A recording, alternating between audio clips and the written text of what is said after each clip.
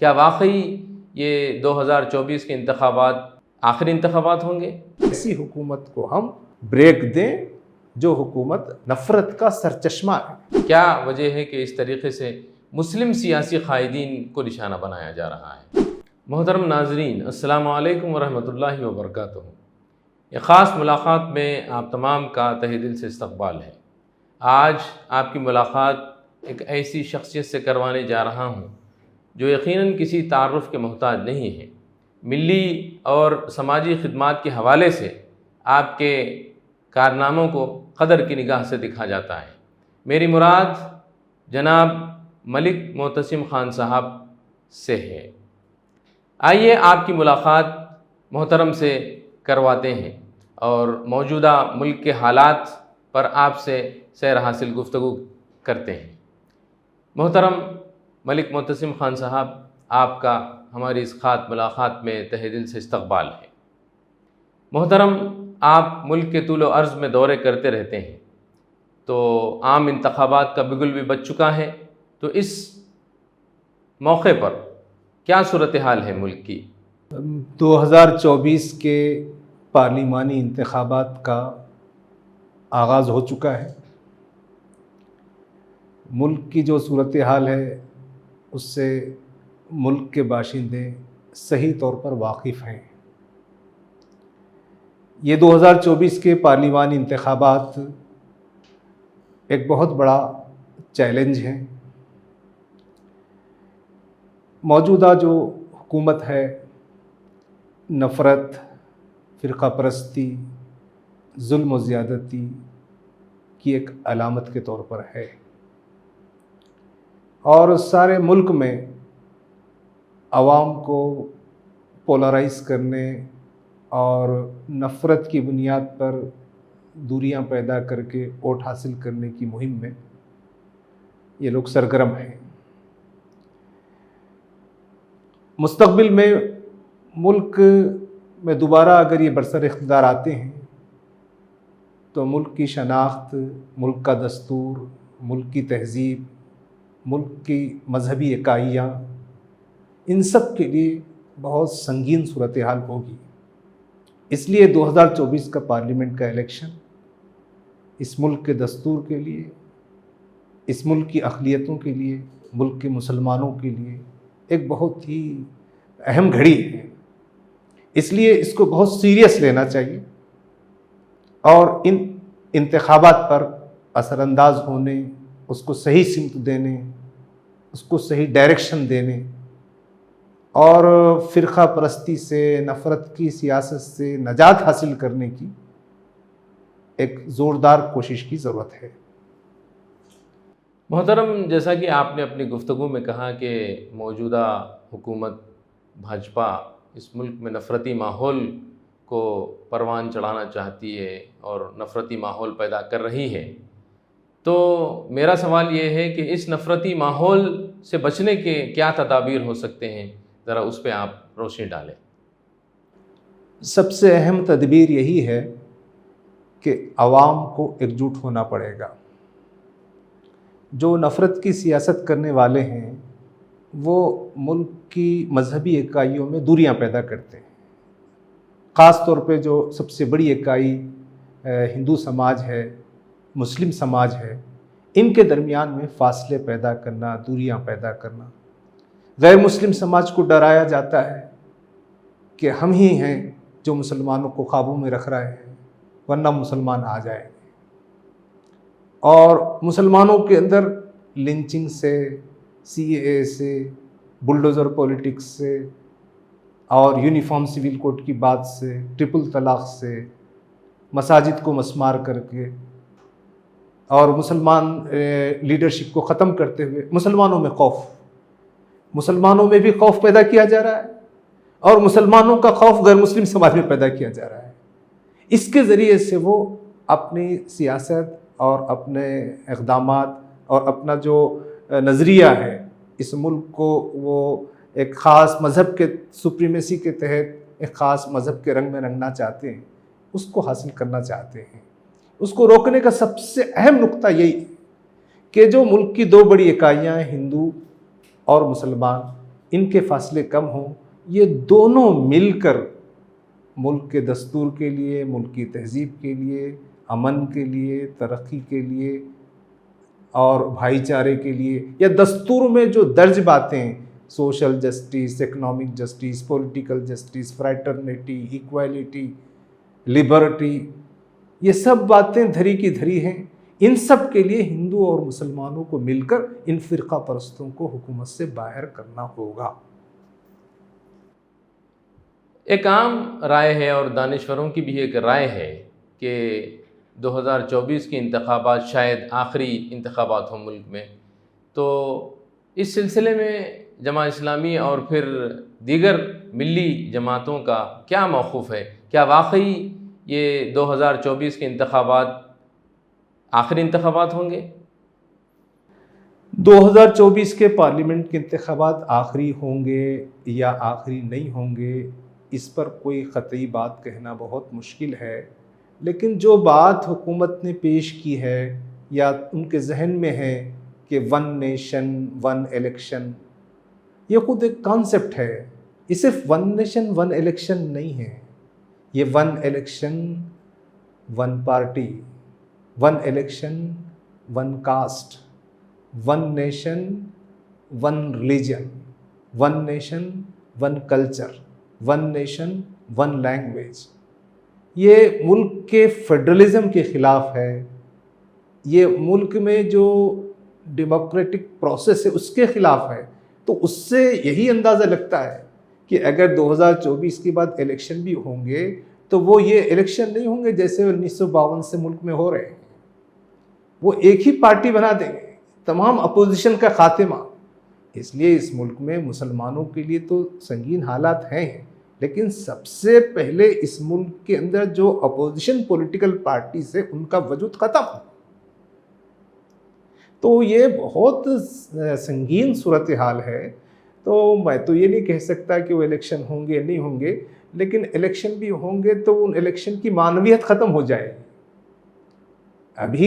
اب بھی جو الیکشن ہو رہے ہیں اس میں بہت سے سوالات ہیں، اس لیے دیش کی جنتا کو 2024 کے پارلیمنٹ کے الیکشن میں اپنے ووٹ کی طاقت سے، بھرپور پولنگ کے ذریعے سے اور ہندو مسلم یکجہتی کی طاقت سے اور زوردار پولنگ کے عمل میں شریک ہو کر فرقہ پرستوں کے خلاف، نفرت کی سیاست کے خلاف ووٹ دے کر اس ملک کو اور ملک کی عوام کو بچانا ہوگا۔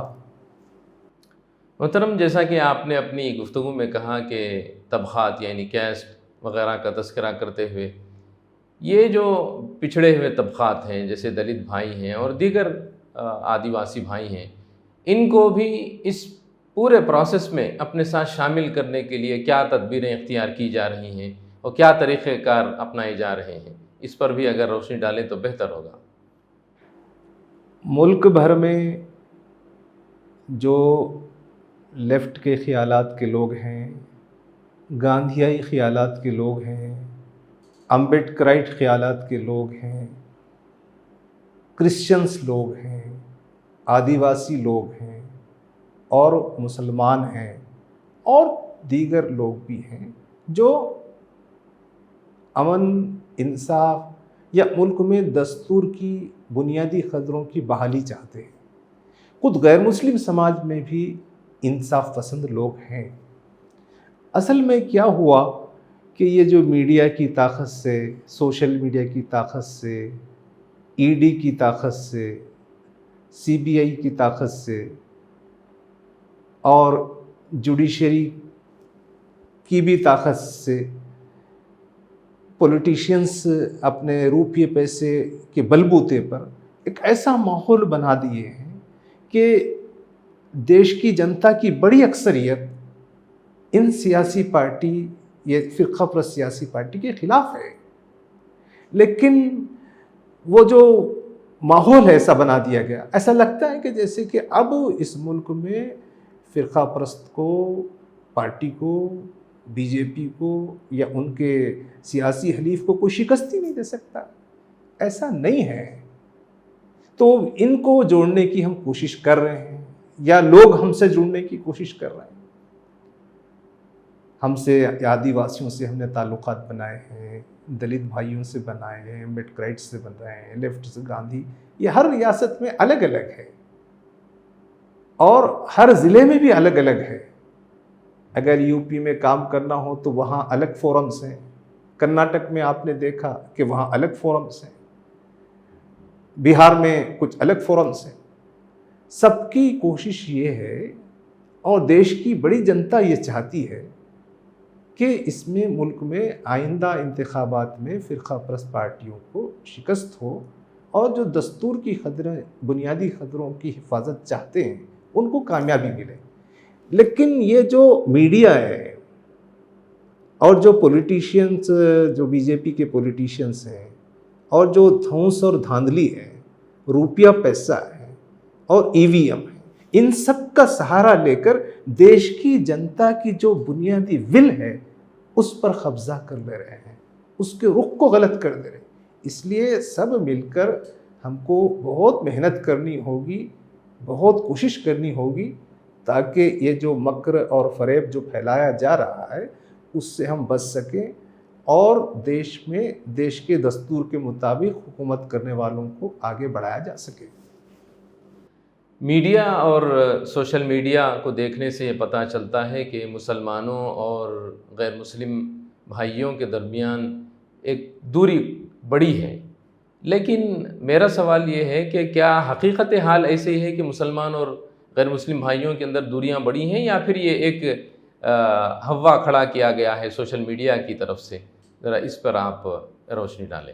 یہ بات صحیح ہے کہ میڈیا کے، سوشل میڈیا کے بہت گہرے اثرات ہمارے سماج پر پڑ رہے ہیں،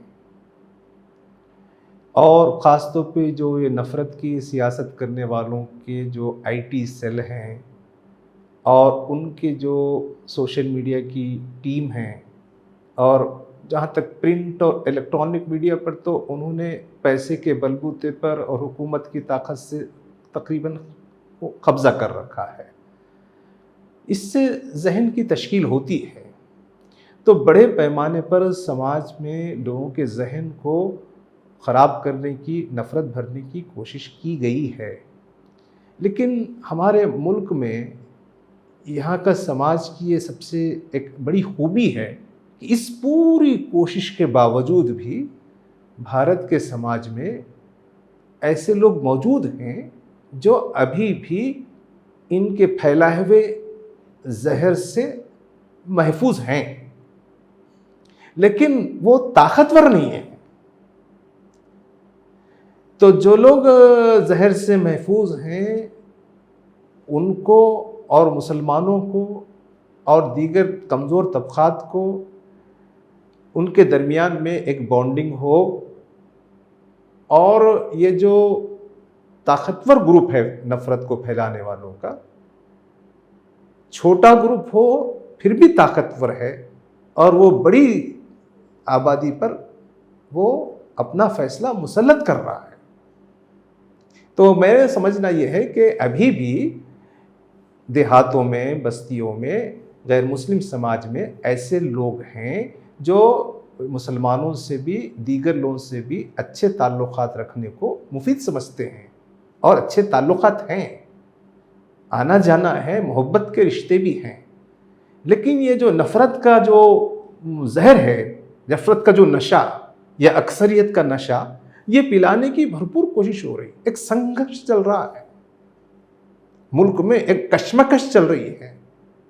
جو لوگ نفرت پھیلانے والے ہیں وہ سارے سماج کو اپنے رخ پہ موڑنے کی انتھک کوشش کر رہے ہیں، لیکن جو اچھے لوگ ہیں ان کے ہاتھ پیر باندھ دیے گئے، یا وہ محنت نہیں کر رہے ہیں، یا وہ خاموش ہیں، اور وہ بڑی تعداد میں ہونے کے باوجود بھی ان کم تعداد والوں پر کا مقابلہ نہیں کر پا رہے ہیں۔ یہ حقیقت ہے۔ پچھلے دنوں یہ دیکھا گیا ہے کہ خاص طور پر مسلم سیاسی قائدین کو چن چن کر ان کا صفایا کیا جا رہا ہے، یا پھر ان کو جیلوں میں ٹھونسا جا رہا ہے، چاہے وہ اعظم خان کی بات ہو، یا پھر جو ہے عتیق احمد کا انکاؤنٹر ہو، یا پھر بالکل کچھ دنوں پہلے مختار انصاری کی جو ہے موت ہو۔ ان سارے چیزوں کو دیکھ کر آپ کیا محسوس کرتے ہیں کہ کیا وجہ ہے کہ اس طریقے سے مسلم سیاسی قائدین کو نشانہ بنایا جا رہا ہے؟ یہ بات درست ہے کہ ملک بھارت میں یہ جو بھارت جنتا پارٹی اور RSS کے تحت چلنے والے جو ادارے ہیں، یہ سب مل کر وہ یہ چاہتے ہیں کہ دیش میں مسلمانوں کی جو قوت ہے، طاقت ہے، سوجھ بوجھ ہے، کام کرنے کی کوشش ہے اور ان کو آگے بڑھنے کے جو مواقع ہیں، ان سب پر وہ روک لگانا چاہتے ہیں۔ لیڈرشپ کسی بھی سماج کا سب سے اہم طاقت کا سرچشمہ ہوتی ہے۔ اب اگر لیڈرشپ ہی کو ختم کر دیا جائے تو پھر باقی عوام کا کیا رہتا ہے؟ تو یہ جو لیڈرشپ کو ختم کرنے کا ہے، یہ سلسلہ وہ جاری رکھے ہوئے ہیں۔ ہندی بیلٹ میں زیادہ ہے، ابھی دوسری ریاستوں میں کم ہے، لیکن ہم اس موقع پر تمام رائے دہندوں سے، دیش کے سب لوگوں سے، خاص طور پہ مسلمانوں سے یہ کہنا چاہیں گے کہ جو یہ کام کرنا چاہ رہے ہیں اس کا مؤثر جواب ہم کو بیلٹ کے ذریعے سے دینا ہے۔ 2024 کا پارلیمنٹ کے الیکشن میں ہم ووٹ کی طاقت سے اس کا جواب دیں۔ تو پہلا کام یہ کرنا چاہیے کہ کوئی ووٹر لسٹ میں کوئی آدمی، کوئی ووٹر جس کی عمر 18 سال ہو گئی، کوئی شخص بھی جو ووٹ دے سکتا ہے، اس کا نام ووٹر لسٹ میں شامل ہونا چاہیے۔ یہ ایک اویئرنیس کا کام اور محنت کا کام ہے، سنجیدہ کام ہے۔ اس کی ہم محنت کر رہے ہیں، تلقین کر رہے ہیں، لیکن بہت بڑی تعداد میں اب بھی لوگ ہیں جن کا نام ووٹر لسٹ میں نہیں ہے۔ پہلا کام یہ کریں تاکہ جو قیادت کو ختم کرنے کی کوشش کر رہے ہیں تو ان کا جو منہ توڑ جواب ہے وہ ووٹ کی طاقت سے دیا جائے۔ دوسری بات یہ ہے کہ 100% پولنگ کریں۔ دلت بھائی ہوں، امبیڈکرائٹس ہوں، کرسچنس ہوں، گاندھیائی ہوں، مسلمان ہوں، ہم سب سے اس بات کی درخواست کر رہے ہیں کہ انصاف کی طاقت کو وزندار بنانے کے لیے، مؤثر بنانے کے لیے 100% پولنگ کرو۔ پولنگ کے دن میں کہیں سفر نہ کریں، کوئی تقریب نہ رکھیں، کوئی اور کام نہ رکھیں۔ ہر شہری ووٹ دینے جائے اور ووٹ کا استعمال کرے اور کسی کے دباؤ میں ووٹ نہ دے۔ ہم کو اس ملک کو بچانا ہے اور اس میں بسنے والے شہریوں کو بچانا ہے، اپنے آپ کو بچانا ہے۔ تو اس کے لیے ضروری ہے کہ ایسی حکومت کو ہم بریک دیں جو حکومت نفرت کا سرچشمہ ہے، جو قیادت کو ختم کر رہی ہے، جو عوام دشمن ہے، جو سماج دشمن ہے۔ تو ایسی طاقتوں کو ختم کرنے کا مؤثر جواب یہ ہے کہ دو ہی ذرائع ہیں، ایک ہے ووٹ کی طاقت بڑھانا اور ووٹ کی طاقت کا صحیح استعمال کرنا۔ اب دوسرے جو ذرائع ہیں قانون کے ہیں، ہم عدلیہ کو جائیں گے، رائے عامہ کو متحرک کریں گے، لیکن 2024 کے پارلیمنٹ کے الیکشن میں جو فوری ہمارے سامنے مرحلہ ہے، سب سے بڑا چیلنج ہے، وہ 100% پولنگ کر کے ان قوتوں کو بریک لگانا چاہیے۔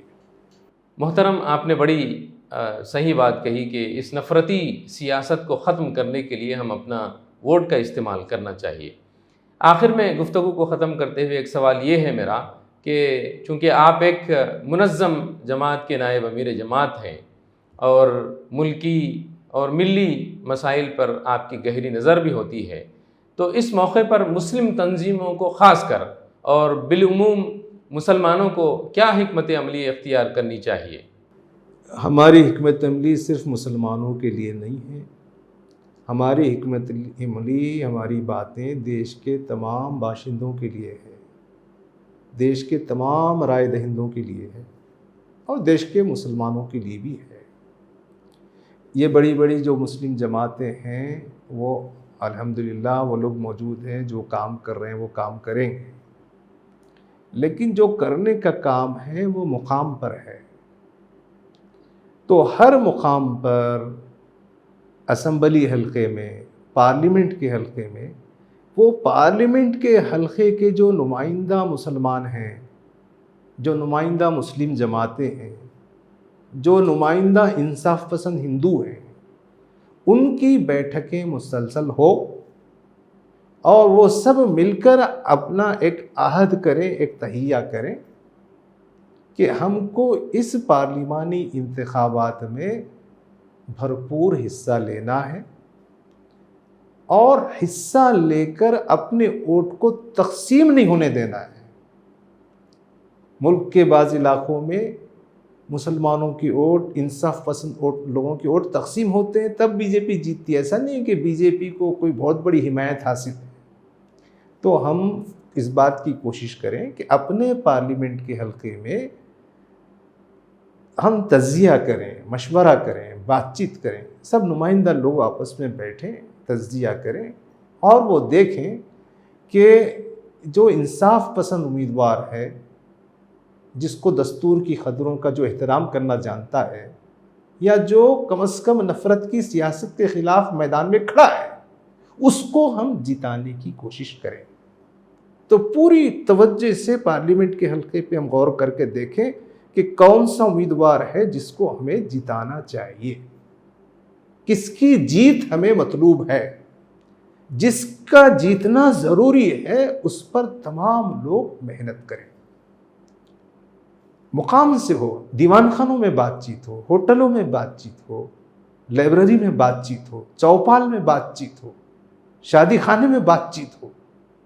یہ بات چیت کو صرف ڈائننگ ہال اور بڑے کانفرنسوں تک محدود نہ رکھیں۔ اس لیے بڑی بڑی جو جماعتیں ہیں، وہ جماعتوں کے لوگ بھی چھوٹے چھوٹے مقامات پر ہیں۔ اصل وہاں ایک جہتی ہونا چاہیے۔ ہر پارلیمنٹ کے حلقے میں پارلیمنٹ کی ایک الگ کانسٹیٹوئنسی کے حساب سے کمیٹی بننا چاہیے، اور وہ کمیٹی دن رات محنت کرے، ہر مقام پر جائے، فرد سے بھی ملے، لیڈر سے بھی ملے۔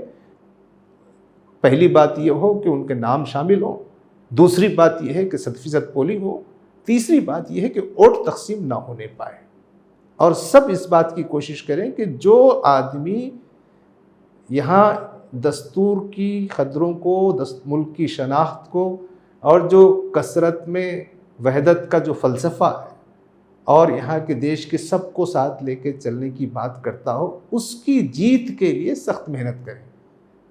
ہم یہ نہ سمجھیں کہ ہم پارٹی کے لیے کام کر رہے ہیں، ہم کسی پارٹی کے لیے کام نہیں کر رہے ہیں، ہم اپنے لیے کام کر رہے ہیں۔ ہر شہری یہ سمجھے کہ وہ اپنے ملک کے لیے کام کر رہا ہے، اپنے سماج کے لیے کام کر رہا ہے، اپنے ملک کو فرقہ پرستوں سے، ان کی سازشوں سے محفوظ رہنے کے لیے کام کر رہا ہے۔ کون سی پارٹی کا آدمی جیتتا اتنا اہم نہیں ہے، اصل یہ ہے کہ وہ جیتنے والا وہ دستور کی قدروں کا احترام کرتے ہوئے یہاں کی فرقہ پرستی کے خلاف ایک مضبوط سپاہی ہو، اس کی جیت کے لیے کام کرنا چاہیے۔ محترم ملک معتصم خان صاحب، آپ کا بہت بہت شکریہ۔ آپ کی گوناگوں مصروفیات کے باوجود اس ناچیز کی آواز پہ آپ نے لبیک کہا اور مجھے ملاقات کا موقع عنایت فرمایا۔ ہم آپ کا تہہ دل سے شکریہ ادا کرتے ہیں، بہت مشکور ہیں۔ شکریہ تو ہم ادا کریں گے، کیونکہ آپ نے ہمارے میسیج کو عوام تک پہنچانے میں ہماری مدد کی ہے۔ اس پر ہم آپ کا بھی شکریہ ادا کرتے ہیں اور ناظرین کا بھی شکریہ ادا کرتے ہیں۔ صرف درخواست یہ ہے کہ اس کے لیے حرکت و عمل کے لیے آمادہ ہوں۔ بہت بہت شکریہ۔ تو یہ تھے ناظرین محترم ملک معتصم خان صاحب، نائب امیر جماعت اسلامی ہند۔ پھر ہوگی ملاقات کسی نئی شخصیت کے ساتھ، تب تک کے لیے زعیم الدین احمد کو اجازت دیں۔ خدا حافظ۔